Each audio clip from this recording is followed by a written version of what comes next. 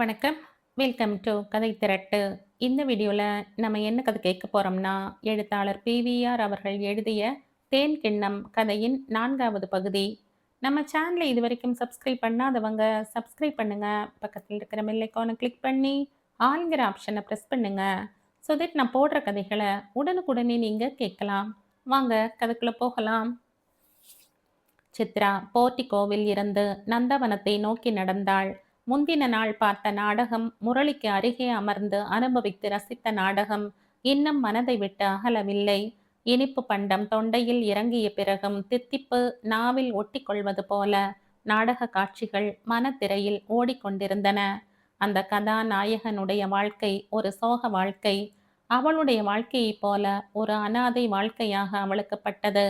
அவ்வாழ்க்கையின் முடிவை அவளால் ரசிக்க முடியாமல் போனாலும் அம்முடிவை தவிர வேறு எவ்வித முடிவும் அந்த வாழ்க்கைக்கு இருக்க முடியாது என்று அவள் தன்னைத்தானே சமாதானப்படுத்தி கொண்டு கதாநாயகனுக்காக ஒரு சொட்டு கண்ணீரும் முகத்தாள்.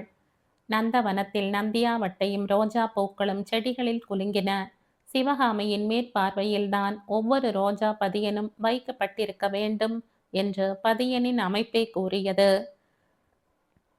கோடையின் இளவெயில் முகத்தில் சுரீர் என்று அடித்தாலும் மனதின் குளிர்ச்சியில் முரளியுடன் ஒரு நாடகம் பார்த்துவிட்டோம் என்ற இன்ப உணர்ச்சியில் சூடு தெரியவில்லை.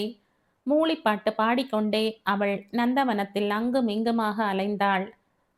என்ன குழந்தை, பூ பறிக்காம சுத்தர? திடீரென்று சித்ரா நின்றாள். தோட்டக்கார கிழவன் கையில் பிளாஸ்குடன் நந்தவனத்தை ஒட்டி ஓடின பாதையில் வந்து கொண்டிருந்தான். கிழவன் ஏன் தன்னை குழந்தை குழந்தை என்று அழைக்கிறான் என்று தன்னைத்தானே ஒரு தடவை கேட்டுக்கொண்ட சித்ரா, சங்கரனுக்கு காஃபி வாங்கிட்டு வர்றியா கிழவா என்று கேட்டுவிட்டு, போய் கொடுத்து விட்டு வா, இந்த மல்லிகை பந்தலின் ஒரு கால் சாய்ந்து கிடக்கிறது என்றாள். காஃபி கிடைக்கலை. ஏன்? எல்லா ஹோட்டலையும் மூடி இருக்காங்க. எல்லா ஹோட்டலும் ஒரு நாள் வேலை நிறுத்தமாம். ஐயையோ, நீ இப்ப என்ன செய்ய போற? சங்கரனுக்கு எப்படி காஃபி கிடைக்கும் என்று கேட்டாள் அவள். அவள் குரலில் தொனித்த வேதனையை புரிந்து கொண்ட கிழவன், நீ ஏன் குழந்தை மனசு வாடி போற? அம்மா அப்பா கூட இருக்கிறப்பவே ஹோட்டல்ல தான் சாப்பிடுவேன்னு பிடிவாதம் பிடிச்சா இந்த மாதிரி தண்டனை வரத்தான் வரும். நீ இங்கேயே இரு, நான் சின்ன ஐயா கிட்ட சொல்லிட்டு வரேன். அவர் பெட்டி படுக்கையை அப்பவே கட்டிக்கிட்டு இருந்தாரு என்றான். அடுத்த கணம் சித்ராவின் உள்ளத்தில் ஒரு யோசனை எழுந்தது. கிழவா, அந்த பிளாஸ்கை இப்படி கொடு, நீ இங்கேயே இரு. கிழவன் கை நீட்டி கொடுக்கும் வரைக்கும் பொறுமை நிற்கவில்லை. அவள் அவனுடைய கையில் இருந்து பிளாஸ்கை பிடுங்கிக் கொண்டு போர்டிகோவை நோக்கி ஓடினாள். சமையலறையில் ராகம் எடுத்துக்கொண்டே மணி தன் காரியத்தில் ஈடுபட்டிருந்தான். மணி என்று குழைந்தாள் சித்ரா. குரலின் நெகிழ்ச்சி மணியை தூக்கி வாரி போட்டது. இந்த 10-12 நாளில் ஒரு தடவை கூட சித்ரா அவனிடம் இப்படி பேசியதில்லை. கை துண்டினால் கையை துடைத்து கொண்டே, என்ன வேணும் என்று கேட்டான் அவன். எனக்கு அவசரமா ஒரு கப் காஃபி வேணும். யாருக்கு? யாருக்கானால் என்ன, எனக்குன்னு வச்சுக்கோ. சாதாரண நாளானால் யாருக்குன்னு கேட்க உனக்கு என்ன அதிகாரம் இருக்கு என்ற எதிர்கேள்வியால் மணியை அவள் ஓங்கி அடித்திருப்பாள். இன்று அப்படி செய்ய முடியாதே. அவள் நினைத்த காரியம் நிறைவேற வேண்டும். உனக்கானால் எதுக்கு ஃப்ளாஸ்க், அதுவும் சங்கரனுடைய ஃப்ளாஸ்க்? மணி, தயவு செய்து கேள்விக்கு மேல கேள்வியா கேட்காத. ஒரு டம்ளர் காஃபி கொடு. நல்ல காஃபின்னு சொல்லலை, ஹோட்டல் காஃபி மாதிரி இருந்தாலும் போதும். டிகாக்ஷன் ஆயிடுத்தோ, நெஸ்கஃப் போட்டுக்கொடேன். அது ஸ்பெஷல் காஃபியாச்சே, நீ ஹோட்டல் காஃபி மாதிரி இருக்கணும்னு சொன்னியே. சித்ரா அவனுடைய ஏக வசனத்தை பொறுத்து கொண்டாள்.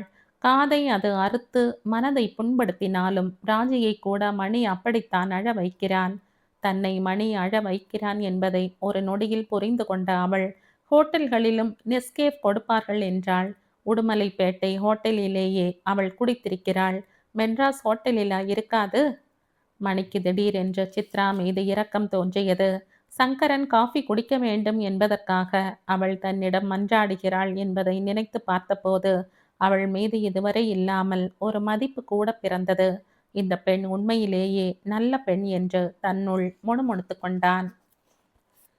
காஃபியை பிளாஸ்கில் அவன் ஊற்றுகையில், ரொம்ப தேங்க்ஸ் மணி என்றாள் சித்ரா. மாமிக்கு தெரிஞ்சா என்னை கண்ணா பின்னாவென்று திட்டுவாள். நீ கவலைப்படாத, நானே மாமியிடம் முதலில் சொல்லி விடுவேன். இன்னைக்கு ஹோட்டல் எல்லாம் ஸ்ட்ரைக்காம். நேத்திக்கே எனக்கு தெரியும். சங்கரனுக்கும் சேர்த்து சமை. சங்கரன் இந்த வீட்டில் சாப்பிட மாட்டான், பெண்டாட்டி திரும்பி வர வரைக்கும். இந்த காஃபியை குடிக்கப் போகிறவன் சாப்பிடாமல் போய்விடுவானா? அதையும் நான் பார்த்து விடுகிறேன். சித்ரா, நீ நல்ல எண்ணத்தோட இதெல்லாம் செய்தாலும் நாளைக்கு அனர்த்தத்தில் கொண்டு போய் விடும். நான் எத்தனையோ அனர்த்தங்களை பார்த்திருக்கிறேன். அவள் பிளாஸ்குடன் மாடி அறையை நோக்கி ஓடினாள். சங்கரனுடைய அறையை அடைந்த போதுதான் அவளுடைய முட்டாள்தனம் அவளுக்கே தெரிந்தது. நந்தவனத்தில் இந்த காஃபிக்காக காத்திருக்கும் கிழவன் அல்லவா இதை கொண்டு போய் கொடுக்க வேண்டும்? நினைத்த காரியத்தை சாதிக்க வேண்டும் என்ற ஆத்திரத்தில் அவளே கண்மூடித்தனமாக வந்து விட்டாளே. அரை வாசற்படியில் காலை வைத்துவிட்ட சித்ராவின் மனம் ஒரு கணம் ஊசலாடியது. திரும்பி ஓடி கிழவனின் கையில் பிளாஸ்கை கொடுத்து விட்டால் என்ன என்று தன்னைத்தானே கேட்டுக்கொண்டாள். ஆனால் கால் என்னவோ நகரவில்லை. யாரது? உள்ளிருந்து குரல் கேட்டது. நான் தான் சித்ரா. என்ன வேணும்? உள்ள வரதானால் வா. அவள் அறையினுள் வந்தாள். சங்கரன் இருந்த நிலை அவளை திகைக்க வைத்தது. கட்டப்பட்டிருந்த படுக்கை ஒரு மூலையில் கிடக்க 2 பெட்டிகள் திறந்தவாறு காணப்பட்டன. ஒரு பெட்டியில் துணிகளை அவன் ஏற்கனவே அடுக்கி வைத்தாகிவிட்டது. இன்னொரு பெட்டியில் புத்தகங்களை வைத்து கொண்டிருந்தான். கிழவனிடமிருந்து காஃபியை நான் வாங்கி கொண்டு வந்தேன் என்று ஆரம்பித்தாள் சித்ரா. குரலில் அலட்சியத்தை வரவழைத்து கொண்டாள். பாவம், உனக்கு ஏன் இந்த கஷ்டம் என்று சொல்லிக்கொண்டே எழுந்தான். அவன் காஃபியையும் அவளிடமிருந்து வாங்கினான். ஆமாம், இதெல்லாம் என்ன? ஆபீஸ் வேலையாக வெளியூருக்கு எங்காவது போறையா என்று கேட்டாள் சித்ரா. இல்லை, உள்ளூரிலேயே தான் இருக்கப் போகிறேன். ஒரு கண்ணாடி டம்ளரில் காஃபியை ஊற்றினான் அவன். அப்போ என்று இழுத்தாள் சித்ரா. அவளை பார்த்து கொண்டே சங்கரன் ஒரு வாய் காஃபி குடித்தான். அது தொண்டையில் இறங்கியதும், யார் இந்த காஃபியை வாங்கி கொண்டு வர சொன்னார்கள் என்றான். ஏன்? Special coffee, Nescafe, 40 பைசாவாச்சே.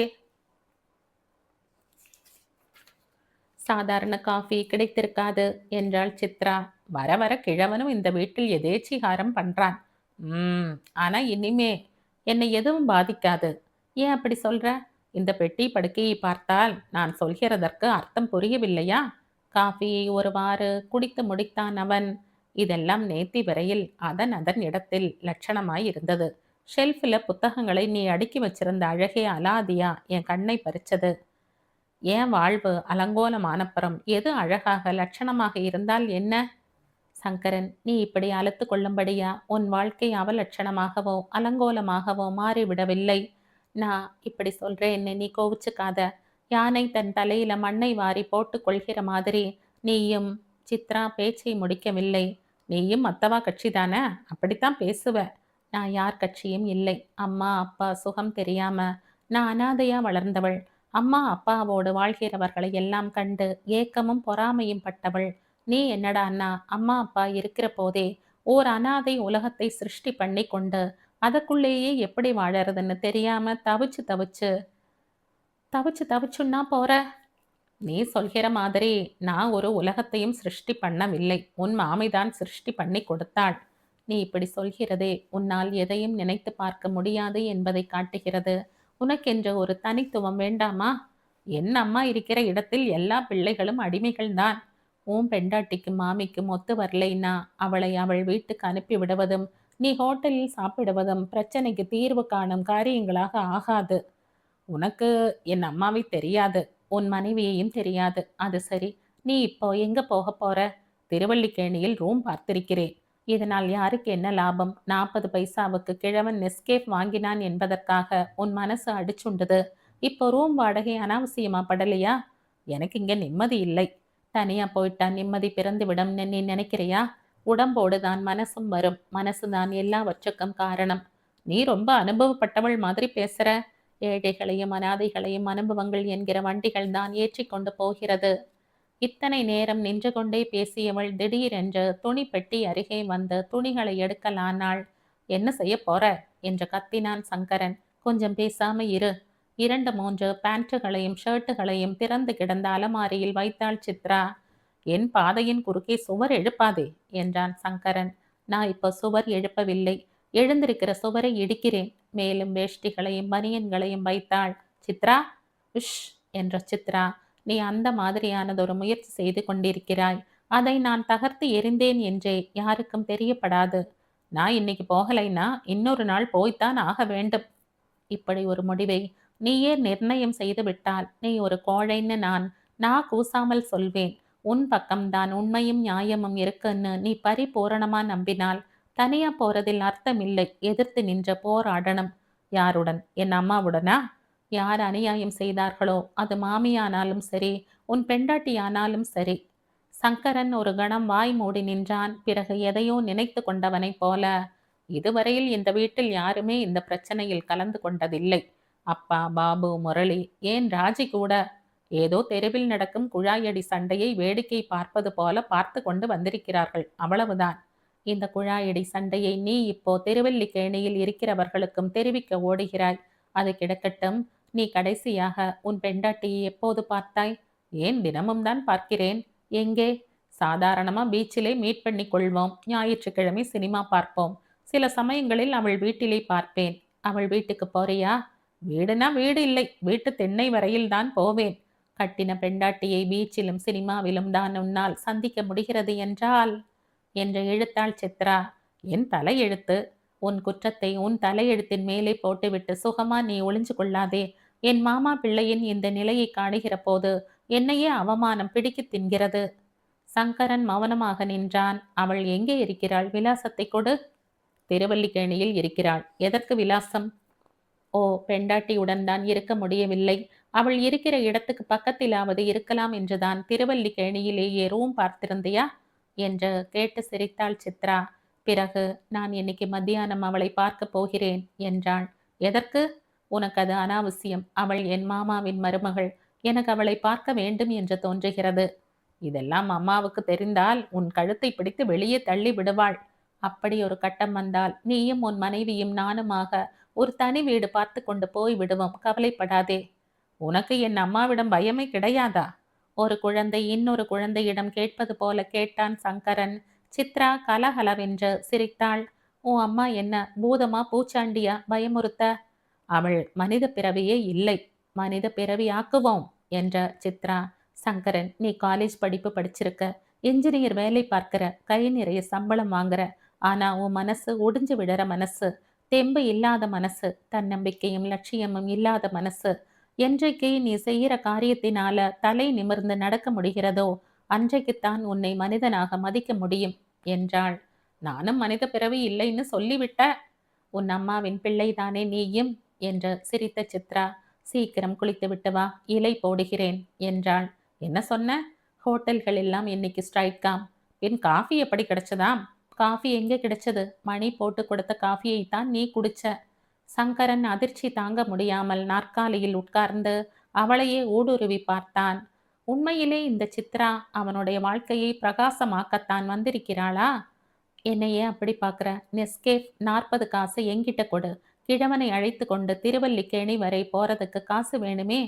சங்கரன் வெகுளித்தனமாக, 2 பேர் போய் வர 40 பைசா போதாது என்றான். சித்ரா சங்கரனுடைய பக்குவமாகாத மனதை நினைத்து பார்த்து கொண்டே மாடியில் இருந்து கீழே இறங்கினாள். சங்கரனுக்கு சித்ராவே கையால் உணவு பரிமாறினாள் என்பதை அறிந்தபோது பாபு எக்களித்தான். உள்ளூர திருப்தி அடைந்த சுந்தரேசன் அவள் செய்த காரியத்தால் என்னென்ன விபரீதங்கள் நடக்குமோ என்று பயந்தார். சிவகாமி பெங்களூருக்கு போயிராமல் சென்னையிலேயே இருந்திருந்தால் இந்த மாதிரியான ஒரு சம்பவமே நடந்திருக்காது.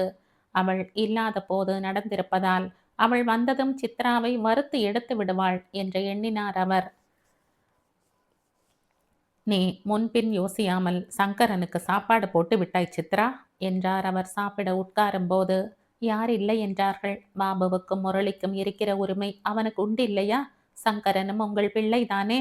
இந்த உரிமையை அவனேதான் பறித்து கொண்டான். அவனாகத்தான் இந்த வீட்டில் இனிமேல் கை நனைப்பதில்லை என்று கத்தினான். உங்கள் பிள்ளையே உங்கள் வீட்டில் ஒரு வேற்று மனுஷனாக வந்து போவதில் சந்தோஷப்பட்டீர்களா மாமா இத்தனை நாளாக? இல்லை. இனிமேல் அவன் தினம் தினம் சாப்பிடுகிறான் என்றால் திருப்திதானே? சந்தேகம் இல்லாமல். அப்போ நீங்கள் வாயை மூடிக்கொண்டு சாப்பிடுங்கள். நான் இப்போ சங்கரனை பற்றி கவலைப்படவில்லை, உன்னை பற்றிதான். என்னை பற்றியா என்று சிரித்த சித்ரா ஒரு வினாடி யோசித்துவிட்டு, என்னை பற்றி நானே கவலைப்படவில்லையே என்றாள். உன் மாமி வந்ததும் தாம் தூம் என்று குதிப்பாள். யாரிடம்? என்னிடம்தான். உன்னை என்ன செய்வாளோ நினைக்கவே பயமா இருக்கு. இனிமேல் மாமி என்னை நீக்கி நில் என்று கூட சொல்ல மாட்டாள். இதை அன்னைக்கு ராத்திரி என்னிடம் அழாத குறையாக மன்னிப்பு கேட்டபோதே புரிந்து கொண்டேன். ம் என்றார் சுந்தரேசன். மாமிக்கு என்னிடம் ஒரு மாதிரி பயம் கூட இருக்கு என்று சொல்லி சிரித்தாள் அவள். ஒரு கணம் தூக்கி வாரி போட்டது சுந்தரேசனுக்கு. இருந்தாலும் சமாளித்து கொண்டு, உங்கிட்ட சிவகாமி பயப்படுவானேன் என்றார். என்னவாவது மர்மம் இருக்கும். இல்லாவிட்டால் பெற்ற பிள்ளை வீட்டில் 6 மாசமா ஒரு வாய் சோறு சாப்பிடாத போது திடீரென்று புதுசா முளைச்ச ஓர் அனாதை கிட்ட கெஞ்சுவானேன்? மன்னிப்பு கேட்பானேன்?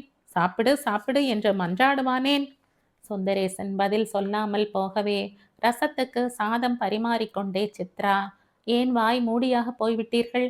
நான் சொல்றதுல உண்மை இருக்குன்னு உங்களுக்கு புலப்படுகிறது இல்லையா என்றாள். தம்முடைய இருக்கையே அசௌகரியமாகப்பட்டது சுந்தரேசனுக்கு. முள்மேல் உட்கார்ந்திருப்பவனைப் போல தவித்தார். நீ ரொம்ப புத்திசாலி, அறிவு கூர்மை உள்ளவள். அப்படி சொல்லுங்கள். கெக்கலிட்ட சித்ராவின் கையில் இருந்த அப்பளம் தேவைக்கு அதிகமான வேகத்துடன் அவருடைய கலத்தில் விழுந்தது. என்ன மர்மம்னு தான் எனக்கு இன்னும் சரியா விளங்கலை. இப்ப மாமி என்கிட்ட அனாவசியமா பயப்படுறதையும் என்னை அளவுக்கு மீறி திருப்தி செய்கிறதையும் பார்த்தா, என் பெரியம்மா அடிக்கடி சொன்னதும், மணியக்காரர் 2, 3 தடவை ரகசியமாக சொன்னதும் அடிக்கடி நினைவுக்கு வருகிறது. சுந்தரேசன் தம் சாப்பாட்டை மறந்தார். மனம் துணுக்குற்றது. அவர்கள் என்ன சொன்னார்கள்? என்னென்னவோ சொல்லி இருக்கிறார்கள். என் அம்மா செத்து போனதுக்கு அப்புறம் கொஞ்ச காலம் சென்ற பிறகுதான் நீங்கள் பிசினஸில் சம்பாதிக்க ஆரம்பித்தீர்கள் என்று பெரியம்மா அடிக்கடி சொல்வாள். நான் கூட துடுக்குடன் கேட்டிருக்கிறேன். பெரியம்மா யாராவது பிறந்தா அதிர்ஷ்டம் வரும்னு சொல்வா. இப்போ என் அம்மா செத்து போனது மாமாவுக்கு அதிர்ஷ்டத்தை கொண்டு வந்திருக்கு என்று. தயிர் சாதத்தில் கை விரல்கள் தாமாக அலைந்தனவே ஒழிய ஒரு வாய் கூட போட்டுக்கொள்ளவில்லை. தலைக்கு மேலே மின் விசிறி பேய் போல சுற்றினாலும் சுந்தரேசனுடைய உடல் வியர்த்தது. மனம் கொந்தளிக்கும் நிலையிலும் என்னென்ன உண்மைகள் சித்ராவுக்கு ஏற்கனவே தெரிந்திருக்கின்றன என்றறிய ஆவல் எழுந்தது. மணியக்காரர் என்ன சொன்னார் சித்ரா? குரலே தீனமாக எழுந்தது. பெரியம்மா சொன்னதையே நான் என்ன முடிக்கவில்லையே. அம்மா செத்து போனாள். என் அப்பா நான் 5, 6 வயசு குழந்தையா இருக்கிறப்ப வந்து கை நிறைய சாக்லேட்டும் பிஸ்கோத்துமாக கொடுத்து ஒரு நாள் பூரா என்னை வாரி எடுத்து கொஞ்சி விளையாடி விட்டு மறுநாளே போனார். அதற்கு முன்னால எங்க ஊர் கோயில் கும்பாபிஷேகத்துக்கு 1000 ரூபாய் கொடுத்தார். திடீரென்று சித்ரா நிறுத்தினாள். மாமாவின் கோலம் அவளை திகைக்க வைத்தது. அவருடைய முகம் விகாரமாகி பேச முடியாமல் திணறுகிறவனைப் போல காட்சி அளித்தது. என்ன மாமா, திடீர்னு ஒரு மாதிரி ஆகிவிட்டீர்கள்? சுந்தரேசனால் பேச முடியவில்லை. ஒன்றுமில்லை என்று உணர்த்த அவர் தலையசைத்தார். உங்கள் கை உலர்ந்து விட்டது. தயிர் சாதம் அப்படியே இருக்கு. சுந்தரேசன் மௌனமாக உட்கார்ந்தார். சித்ராவை அவரால் ஏறிட்டு பார்க்க முடியவில்லை. அவள் என்றோ நடந்த விஷயங்களை ஒவ்வொன்றாக தோண்டி எடுத்து வீசி புதைத்துவிட்ட மனசாட்சியை குத்தி இழித்து குதறுகிறாள். சுந்தரேசனுக்கு தலை சுற்றியது. தன்னுடைய பேச்சுதான் மாமாவின் முகத்தை விகாரமாக்கி சாப்பாட்டை நடுவில் நிறுத்தி இருக்கிறது என்பதை உணர்ந்த சித்ரா இன்னும் மேலே பேசினால் அவரே அவள் பூரணமாக அறியாத மர்மத்தை வெளியிட்டு விடுவார் என்று எண்ணினாள். அவள் அறியாத அந்த மர்மத்தை அறிந்து கொள்ள இதைவிட அரிய சந்தர்ப்பம் ஏற்பட முடியாதென்று அவள் நினைத்தாள். கோயில் கும்பாபிஷேகத்துக்கு 1000 ரூபாய் கொடுத்தவரால் கண்டிப்பாக பெற்ற பெண்ணை அனாதையாக தவிக்க முடியாது என்று பல வருஷங்கள் கழித்து நானே எனக்குள் சொல்லிக் கொள்வேன். எனக்கு நீங்கள் அனுப்பின 30, 40 மாதாந்திர பிச்சையாக இருக்க முடியாது என்றும் தோன்ற ஆரம்பித்தது. ஏன் தெரியுமா? என்னுடைய அப்பா நீங்கள் பிசினஸ் ஆரம்பிக்கிறதுக்கு முன்னால் உங்களை சந்தித்து பேசியிருக்கிறார். என் அப்பா வியாபாரம் செய்த போது அவரிடம் 5, 6 மாசம் நீங்கள் வேலை பார்த்திருப்பதாகவும் பெரியம்மா சொல்லி இருக்கிறாள். தான் ஒரு சிலை போல நீண்ட நேரமாக உட்கார்ந்திருப்பதை சுந்தரேசன் உணர்ந்தார். இதுவரையில் சித்ரா பேசி அவர் கேட்டாகிவிட்டது. அவர் இன்னும் ஒரு வார்த்தை கூட பேசவில்லை. எதை பேசுவது, எப்படி பேசுவது? சித்ரா வந்த அன்றைக்கே அவளிடம் எல்லாம் சொல்லிவிட வேண்டும் என்று மனசாட்சியின் ஒரு மூலை விரும்பியது. ஆனால் சிவகாமி அந்த மனசாட்சியை பிடுங்கி தன்னுடைய இரும்பு பெட்டியில் அடைத்து வைத்து விட்டாள். இயந்திரம் போல பேசத் தொடங்கினார் அவர். ஆமாம் சித்ரா, நான் உன் அப்பாவின் பிசினஸில் சேல்ஸ்மேனாக கொஞ்ச நாள் இருந்திருக்கிறேன் என்று சொல்லிவிட்டு மெதுவாக எழுந்தார். அவர் கை அலம்ப செல்கையில் பின் தொடர்ந்த சித்ரா, இப்போ அவர் எங்கே இருக்கிறார் என்று கேட்டாள். அவள் நீட்டிய துவாலையை வாங்கிக் கொண்டே, தெரியாது அம்மா என்றார். பிறகு தாழ்ந்த குரலில், நீ சொன்ன சம்பவம் நடந்து 15 வருஷமாச்சு. அதன் பின் 5-6 வருஷத்துக்கு அப்புறம் ஒரே ஒரு லெட்டர் லக்னோவுக்கு பக்கத்துல ஏதோ ஒரு ஊர்ல இருந்து வந்தது என்று கூறினார். நீங்க அந்த லெட்டருக்கு பதில் போடலையா? இல்லை. ஏன்? கேள்வி மேல கேள்வி கேட்டு என்ன வதைக்காத. என்ன குறிப்பிட்டிருந்தது அந்த லெட்டரில்? சுந்தரேசன் தவித்தார். உன்னை உத்தேசித்துத்தான் அவர் லெட்டரை எழுதினார். அதன் பின் ஏன் எழுதவில்லை? அது எனக்கு தெரியாது. எனக்கு தெரியும், நீங்கள் வேண்டும் என்றுதான் பதில் எழுதவில்லை என்பதை தெரிந்து கொண்டு விட்டார். நேரிலே பார்த்து பேசிக் கொள்ளலாம் என்று விட்டுவிட்டார். இருக்கலாம். சுந்தரேசன் மெதுவாக நடந்தாலும் சித்ராவிடமிருந்து சீக்கிரம் நழுவி விரைய வேண்டும் என்று அவருடைய மனம் துடித்தது. இன்னும் ஒரே ஒரு கேள்வி மாமா. திக் பிரம்மை பிடித்தவரை போல அவர் நின்றார். உங்களுடைய மாதாந்திர பிச்சை உங்களுடைய பணமா இல்லை என் அப்பாவின் பணமா? ஏன் கேட்கிறேன் தெரியுமா? இத்தனை காலமாக என்னை என் அப்பாவே கைவிட்டு விட்டார் என்ற ஏக்கமும் அவர் என்னை ஆதரிக்கவில்லையே என்ற தாபமும் இருந்தது. இன்னைக்கு உண்மை தெரிஞ்சா என் மனசு நிம்மதியாக விடும். உனக்கு இப்போ கிடைக்கிற நிம்மதியே என் நிம்மதியை அழித்து விட்டது சித்ரா. உங்கள் பணத்தை நீங்கள் அனுப்பவில்லையே? இல்லை. அப்பாடா என்று பெருமூச்சு விட்ட சித்ரா, இனி எனக்கு ஒரு கவலையும் இல்லை. நான் இனி என்னை அனாதைன்னு சொல்லிக் கொள்ள மாட்டேன் என்று சொல்லிக்கொண்டே போனாள். அவள் பேச்சை நிறுத்திவிட்டு பார்த்தபோது சுந்தரேசன் அங்கே இல்லை. அவள் அதை பற்றி கவலைப்படவும் இல்லை. சுமார் 1 மணி நேரம் கழித்து சுந்தரேசன் சித்ராவை தேடிக்கொண்டு வந்தார். என்ன மாமா, ஒரு குரல் கூப்பிட்டால் நான் ஓடி வரமாட்டேனா? நீங்கள் ஏன் இங்கே வரணும் என்றாள் சமையல் அறையில் இருந்த சித்ரா. தெம்பு போய்விட்டது சித்ரா, தெம்பு போய்விட்டது. தயவு பண்ணி என் ரூமுக்கு வா. தோ வரேன், நீங்கள் முன்னாடி போங்கள். அவள் அவருடைய அறையை நோக்கி நடந்தாள். உட்கார். அவள் உட்கார்ந்தாள். சித்ரா, புராணங்களை எவ்வளவோ நீ படிச்சிருப்ப. அதுல வரம் கேட்கிற கதைகள் 1000 இருக்கும். தெரியும், மேலே சொல்லுங்கள். நல்லவர்களுக்கும் சரி பொல்லாதவர்களுக்கும் சரி வரங்கள் கிடைக்கும். மகா பாவிகள் கூட வீடிகை போதுமே என்று சித்ரா அழுத்து கொண்டாள். சுந்தரேசன் ஒரு கணம் அவளையே பார்த்தார். தான் ஒரு அனாதை அல்ல என்ற உணர்வு ஏற்பட்ட பின் அவளுடைய முகத்தில் ஒரு புதிய ஒளியே சுடர் விடுவதாக அவருக்கு தோன்றியது. அவளுடைய உள்ளத்தில் இத்தனை காலமாக கவ்வியிருந்த ஒரு இருள் நீங்கியதால் உண்டான மகிழ்ச்சி உடலெல்லாம் வியாபித்திருப்பதை அவர் உணர்ந்தார். எனக்கு நீ ஒரு வரம் தர வேண்டும். என்ன மாமா உளறுகிறீர்கள்? இல்லை சித்ரா, இல்லை. சுய உணர்வோடு தான் பேசுகிறேன். நீ ஒரு வரம் தர வேண்டும். விளையாடாதீர்கள் மாமா. இத்தனை காலமாக நான் விளையாடி விட்டேன், விளையாடப்பட்டு விட்டேன். நான் ஒரு கால் பந்தாக மாற உன் மாமி அதை இங்கும் அங்குமாக அடித்து அலைய வைத்து விட்டாள். ஓரிடத்தில் நான் நிலைத்து நின்று என்னை நானே பார்த்து கொண்டிருந்தால் நான் இன்றைக்கு இந்த நிமிஷத்தில் படுகிற அவஸ்தை இருந்திருக்காது. இன்னும் நீங்கள் முன்னுரையிலேயே இருக்கிறீர்கள். எனக்கு போர் அடிக்கிறது. நீ என்னிடம் பேசியதெல்லாம் உனக்கும் எனக்கும் மட்டுமே தெரிந்திருக்கட்டும். யார் காதிலேயும் இதெல்லாம் விழக்கூடாது. ஏன் மாமா? சமயம் வரும்போது நானே ஊர் அறிய செய்கிறேன். நீ அவசரப்பட்டு கொண்டு எதுவும் பேசி விடாதே. உன் மாமையின் காதில் நாம் பேசியதெல்லாம் விழுந்தால் என்னென்ன நடக்குமோ? இத்தனை நாள் சங்கரன் தான் சாப்பிடாமல் இருந்தான் இந்த வீட்டில். இனிமேல் எனக்கும் அந்த கதி வந்து விடும். அந்த நிலை ஏற்படாது மாமா என்றாள் சித்ரா. என் அப்பா கொடுத்து விட்டு போன பணத்தில் பாக்கி எவ்வளவு இருக்கு என்ற கேள்வியை உடனடியாக கேட்டுவிட வேண்டும் என்ற எண்ணமும் அதே கணத்தில் எழுந்தது. ஆனால் கேட்பது அநாகரிகம் என்று அவளே நினைத்தாள். நிலை ஏற்படுகிறதோ இல்லையோ, எனக்கு வாக்கு கொடு. இந்த வீட்டில் இருக்கிறவர்களுக்கு தெரிஞ்சா என்ன ஆகிவிடும்? சித்ரா எதையும் மேல் எழுந்த வாரியாக விட்டு விடுகிறவளா? அவள் மண்ணை கீறி பள்ளமாக்கி ஆழ ஆழ தோண்ட ஆரம்பித்தாகிவிட்டது. தண்ணீர் தென்படும் வரை அவள் போக மாட்டாளா? விஷயம் இந்த வீட்டோடு நிற்காது. 2, 3 என்று பல வீடுகளுக்கு பரவிவிடும். பரவினால் என்ன? இத்தனை வருஷங்களாக கண்ணியமான மனுஷன், யோகியமான பிழைப்பு நடத்துகிறவன், மானி என்றெல்லாம் சமூகத்தில் பெயர் எடுத்து விட்டேன். இந்த பெயர் சுந்தரேசன் தவித்தார்.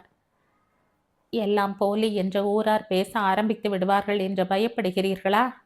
அதை நான் என் வாயால் சொல்லணும்னு நீ ஆசைப்படுறியா? சேச்ச, எனக்கு அந்த மாதிரி கோணல் புத்தியோ மிருக ஆசையோ கிடையாது. ஆனால் இந்த பயம் எத்தனை காலமா இருக்கு? இல்லை இன்னைக்குத்தான் ஆரம்பிச்சதா? நீ மடத்து குளத்தில் உயிரோடு இருக்கிறாய் என்ற நினைப்பு வர்ற போதெல்லாம் உன் அப்பா கண்காணாத இடத்தில் எங்கோ இருக்கிறார் என்கிற எண்ணம் உண்டாகும் போதெல்லாம் இந்த பயம் தோன்றும். போதுமா? சித்ரா கலகலவென்று சிரித்தாள். இனிமேல் பயப்படாமல் இருங்கள். என்னால் உங்களுடைய மானம் கண்டிப்பாக போகாது. இன்றைக்கு சொசைட்டி முழுதிலும் உங்களை போன்றவர்கள்தான் இருக்கிறார்கள். அரிதாரம் பூசாத நாடகக்காரர்கள்தான். நீ தூக்கி எறிஞ்சு பேசுகிறாய் சித்ரா. அது என் சுபாவம் மாமா. யாரிடமும் எதையும் வாயை திறந்து சொல்லி விடாதே. மாமி, சங்கரன், பாபு இந்த 3 பேர்கிட்டையும் கண்டிப்பாக சொல்ல மாட்டேன் என்றாள் சித்ரா. அப்போ என்று இழுத்தார் சுந்தரேசன். முரளியிட்ட சொல்லாமல் இருக்க முடியாது மாமா. ஐயோ, அப்புறம் அவன் மற்றவர்களிடம் சொல்லி விடுவானே. அது நடவாமல் இருக்க வேண்டுமானால் நான் பார்த்து கொள்கிறேன். ஏன் முரளியிடம் மட்டும் சொல்லணும்னு தோணுகிறது உனக்கு? அது எனக்கே தெரியலை என்று பெருமூச்செறிந்தாள் சித்ரா. சங்கரனுடைய மனைவி கல்யாணியை அன்றே சந்தித்து மாமி பெங்களூரில் இருந்து திரும்பி வரும் முன் புகுந்த வீட்டுக்கு அழைத்து கொண்டு வர வேண்டும் என்று துடித்தாள். அவள் செய்ய நினைத்த காரியம் வெற்றி அளித்ததால் கண்டிப்பாக மாமி அதிருப்தி அடைவாள். முன்னை விட அதிகமாகவே தன் மருமகளை கொடுமைப்படுத்துவாள். சித்ரா மீது எரிச்சல் உண்டாகும். அவள் மீது காட்ட முடியாத ஆத்திரம் பல திசைகளிலும் திரும்பும். தோட்டக்காரனுடைய உதவியால் தான் சித்ரா கல்யாணியை சந்தித்தாள் என்ற கிழவனை வேலையை விட்டே நீக்கினாலும் நீக்கி விடுவாள்.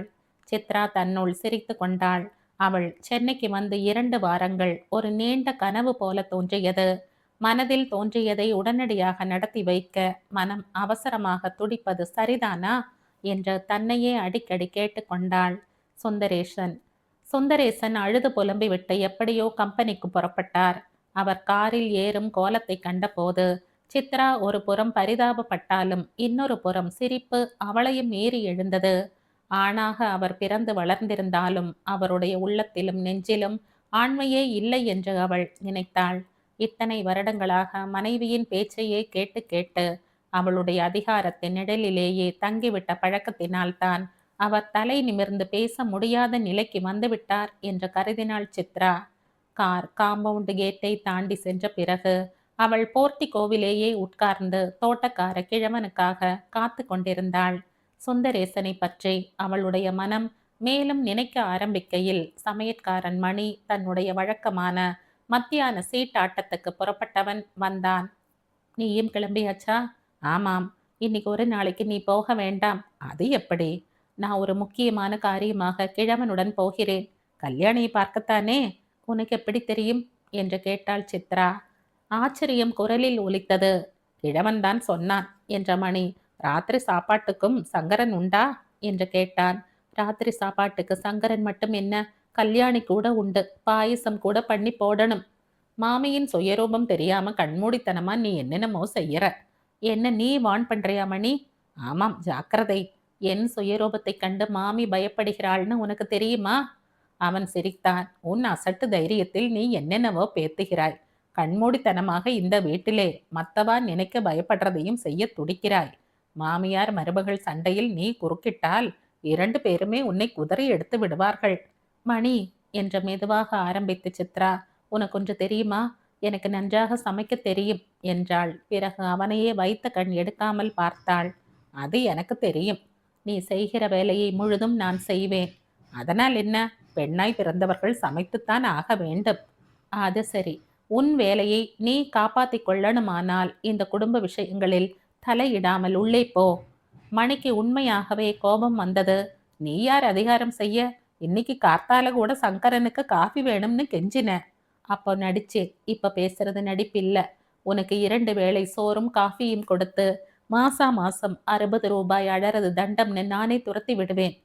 லேபர் ஆபீசர் கிட்ட போயிடுவேன். அவர் வீட்டில் என் ஃப்ரெண்ட் ஒருத்தன் வேலை பார்க்கிறான். தாராளமா போ. ஆனா இந்த வீட்டை விட்டு போன புறம்தான் லேபர் ஆபீசர் கிட்ட போக முடியும். சித்ரா காலகாலமென்று சிரித்தாள். அவளுடைய எக்களிப்பை எதிர்க்க முடியாமல் மணி நின்றபோது திடீரென்று கார் வரும் சப்தம் கேட்டது.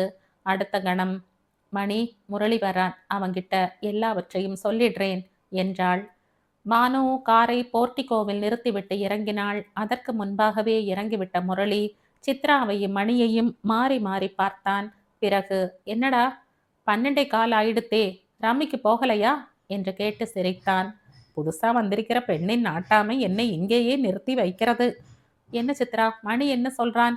நீ வேறு ட்ரெஸ் பண்ணிட்டு நிக்கிற, எங்க கிளம்புகிறாய்? நான் சொல்கிறேன் என்று ஆரம்பித்த மணி, கார்த்தாலே சங்கரனுக்கு காஃபி கொடுத்தா, அப்புறம் சாதம் போட்டா, இப்போ ட்ரிப்ளிகேனுக்கு போய் கல்யாணியை கையை பிடிச்சு அழைத்து கொண்டு வர புறப்படுகிறாள் என்று மூச்சு விடாமல் சொன்னான். தட் இஸ் எக்ஸலண்ட் என்ற பானு. முரளி, பார்த்தாயா சித்ராவின் வேலையை? 2 தம்பிகளும் தகப்பனாரும் இத்தனை நாளா செய்யாத வேலையை நேற்று வந்த பெண் செய்து விட்டாள். My congratulations to you Chitra என்றாள் பானு. முரளி பிரமித்து போனான். சங்கரன் நிஜமாகவே சாப்பிட்டானா சித்ரா? மணி எத்தனையோ விஷயங்களில் பொய் சொல்கிறான், ஆனா இப்ப சொன்னது நிஜம்தான் என்ற சித்ரா. மணிக்கு என் பேர்ல ஆத்திரம் வந்தது ஏன் தெரியுமா? எனக்கு நன்றாக சமைக்க தெரியும், உன் 60 ரூபாய் தண்ட சம்பளத்துக்கு முடிவு கட்டி விடுவேன்னு சொன்னதுக்கு என்றாள். இந்த உலகத்துல இது ஒரு வீடுதானா என்று கருவினான் மணி. பேசாம இருடா என்று அவனை அடக்கிவிட்டு, பானு, சித்ரா, வாருங்கள் ஹாலுக்கு போகலாம் என்ற முரளி நடந்தான். அதே சமயத்தில் கிழவன் அங்கே வரவே, கொஞ்சம் இரு கிழவா என்று சித்ரா சொல்லிவிட்டு பானுவை பின்தொடர்ந்தாள். இந்த கதையின் தொடர்ச்சியை அடுத்த பதிவில் கேட்கலாம். நன்றி.